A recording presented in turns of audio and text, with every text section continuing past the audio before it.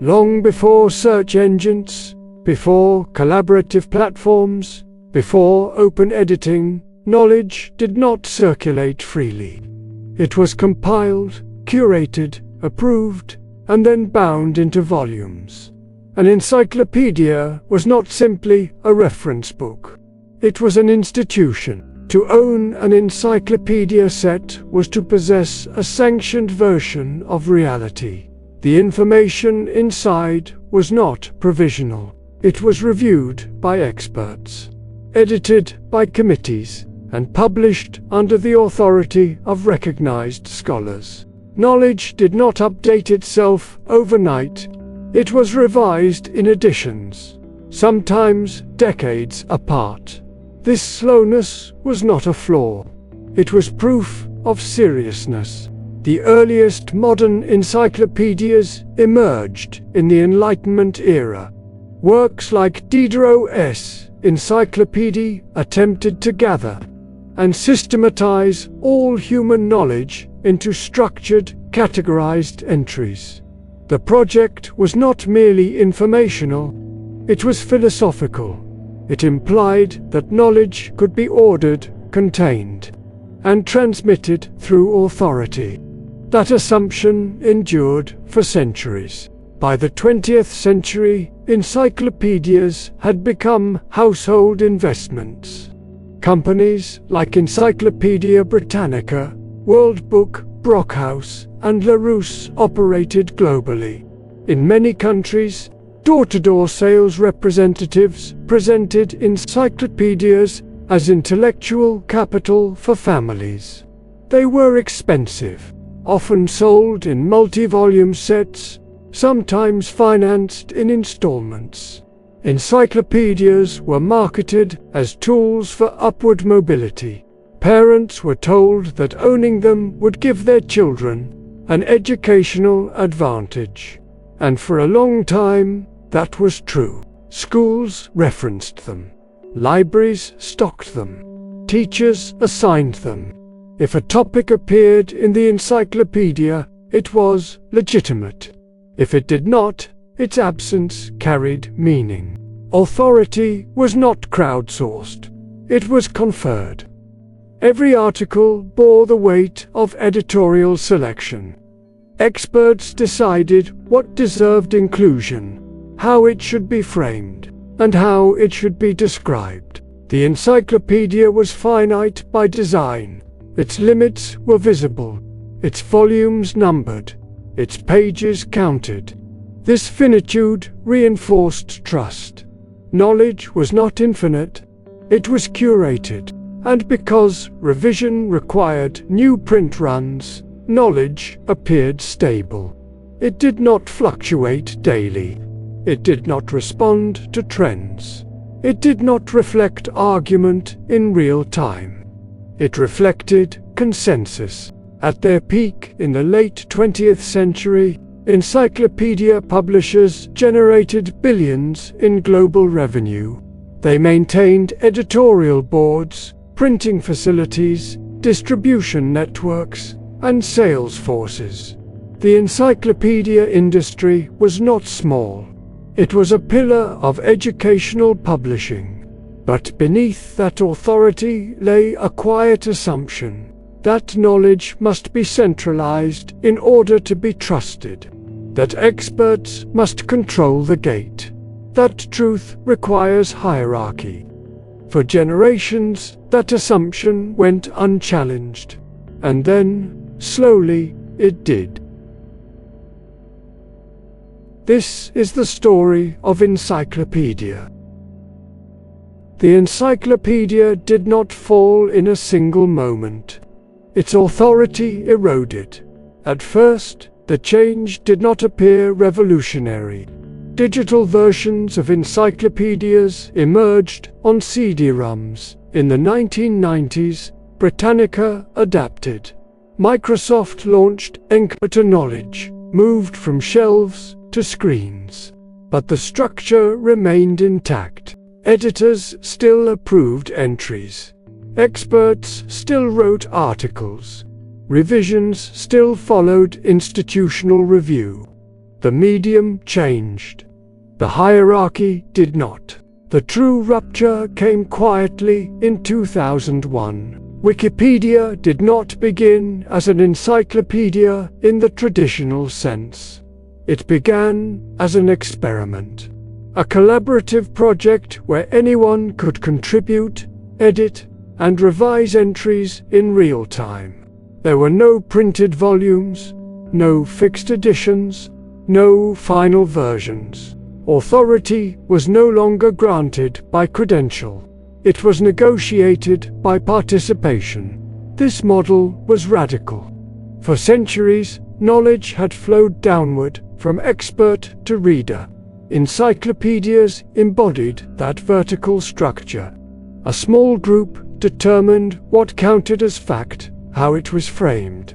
And when it was updated, Wikipedia inverted that flow. Knowledge moved horizontally. Edits accumulated through discussion.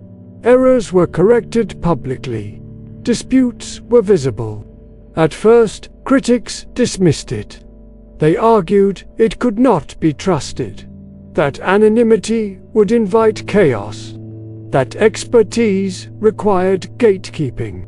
But speed proved persuasive. While printed encyclopedias revised content in annual or multi-year cycles, Wikipedia revised content in minutes. While institutional editors debated updates behind closed doors, collaborative editors debated openly. Authority began to feel less like certification and more like responsiveness. The public discovered something unsettling.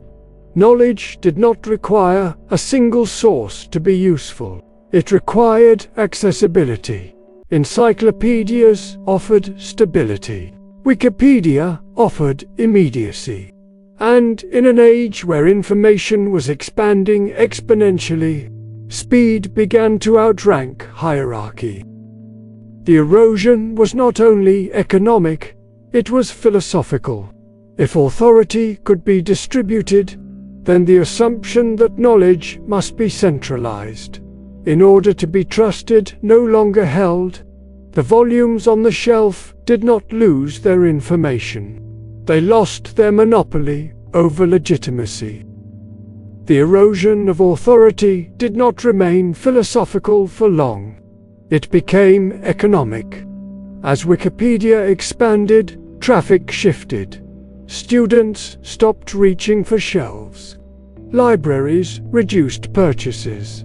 Families stopped financing multi-volume sets. The encyclopedia was no longer a necessary household investment. It became a discretionary object. Publishers attempted to adapt. Britannica launched online subscriptions. CD-ROM editions expanded multimedia features. Hybrid models emerged, blending print with digital access.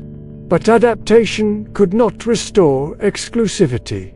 The core value proposition had changed. Encyclopedias once offered something scarce: curated, comprehensive knowledge in one place.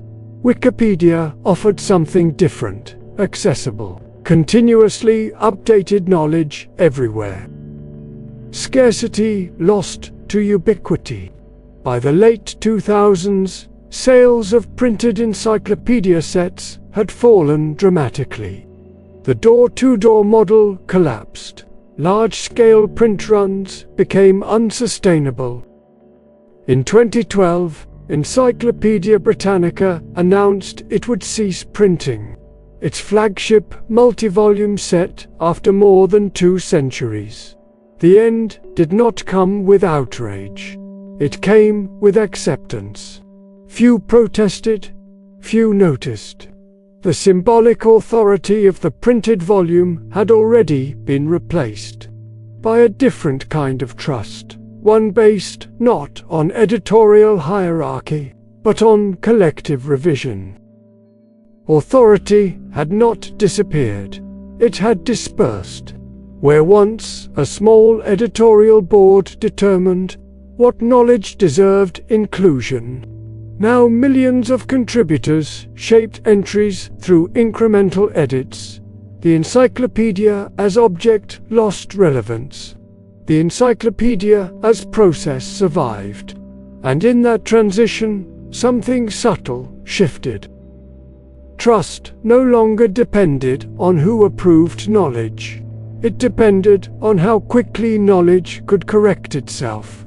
The shelf did not vanish. It simply stopped being the center. The collapse of the printed encyclopedia did not mean the collapse of knowledge. It meant the collapse of centralized authority. For centuries, trust had been built vertically. Editors selected experts. Experts wrote entries. Publishers distributed volumes. Readers consumed the result. Responsibility flowed downward. Wikipedia altered that structure. Responsibility flowed outward. Instead of a small editorial board protecting the boundaries of knowledge, millions of contributors revised, corrected, debated, and contested entries in public. The model was unstable at first. Errors appeared quickly. Vandalism occurred openly. Bias was visible. But something else became visible as well. Correction. When mistakes were made, they were often corrected rapidly. When disputes arose, they unfolded transparently. Authority was no longer silent. It was procedural. The question was no longer, who approved this? It became, how has this been challenged? In a centralized encyclopedia, legitimacy came from credential. In a distributed system, legitimacy came from revision. This shift did not eliminate expertise. It redefined it. Experts no longer controlled access to publication. They competed within the same editable framework as everyone else. For some, this represented democratization. For others, it represented dilution. Without a clear gatekeeper, knowledge became dynamic. Dynamic knowledge adapts quickly, but it also fluctuates. The printed encyclopedia offered stability. The digital encyclopedia offered responsiveness. Stability reassures. Responsiveness accelerates. Modern trust now balances between those two forces. The shelf symbolized permanence. The platform symbolizes process. Authority did not vanish, it fragmented. And once, knowledge no longer required a central institution to legitimize it. The encyclopedia as an object ceased to be necessary. What remained was not a book, it was a system. The disappearance of the printed encyclopedia did not leave a void, it changed the structure of trust. In the age of centralized authority, knowledge moved slowly but predictably. Revision required deliberation. Legitimacy required approval. Errors were rare but often invisible. In the distributed model, knowledge moves constantly. Revision is continuous. Errors are visible, and so are corrections. This trade was not accidental. Modern information expands faster than any editorial board can contain. Scientific research updates daily. Political events unfold hourly. Cultural narratives shift in real time. A fixed volume cannot absorb that velocity. The encyclopedia, as object, could not survive in an environment where knowledge no longer waits for print cycles. But something else changed.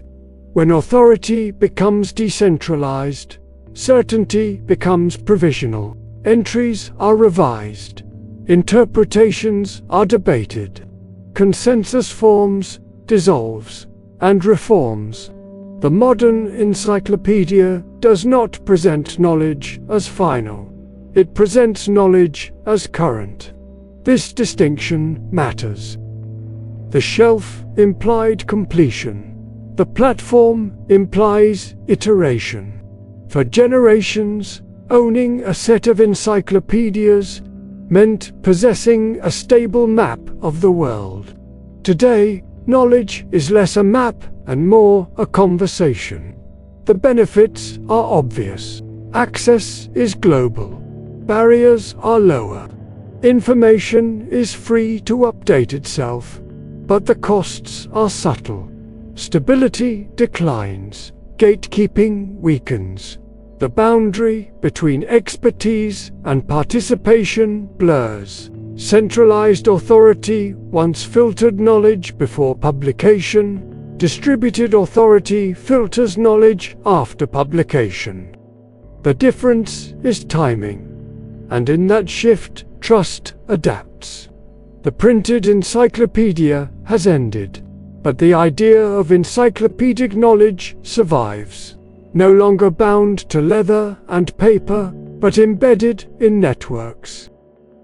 Authority did not disappear, it became fluid, and once authority becomes fluid, the question is no longer whether knowledge can be trusted. The question becomes, how do we decide what deserves trust now?